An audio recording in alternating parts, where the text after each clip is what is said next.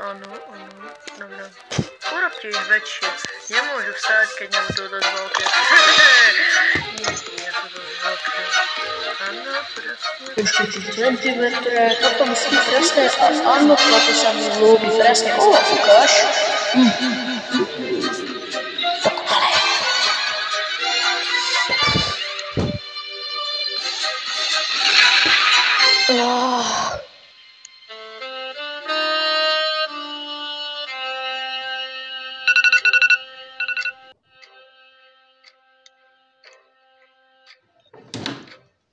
Ahoj, Stola, nevidel som ťa od toho stretnie v klubu. Ako si sa mal? Stola, do toho ideš s tým impým divočákom? Áno, kvôli tomu sme vlastne tu. Vlastne uvedomil som si, že k nemu niečo cítim. A neviem, či je to vôbec vzájomné. To ti poviem rovno. Keď si prišiel pre nápoj lásky, prišiel si za zlým človekom. S týmito umilými sračkami si nezahrávam.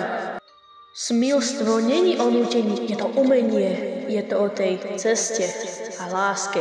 Je to celé o tej ceste do mestečka rozkošu, nemyslíš? Aj ty?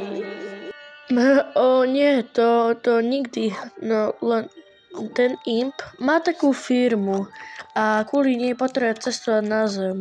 Tvoji démoni sú jedni z mála, ktorí môžu cestovať hore legálne. Tak si povedal, jestli by nemohol aj on.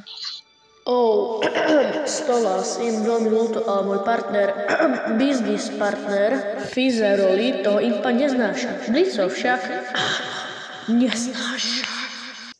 Ale prečo? To není moja vec. Nestarám sa do jeho nepriateľov a on sa nestará do mojich. Je to tak, prepáč, Stolas.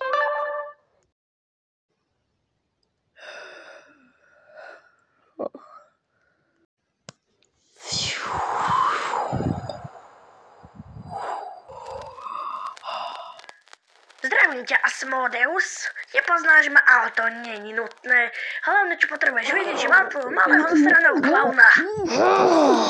Jestli ho chceš naspäť živého, urobíš všetko, čo po tebe chcem.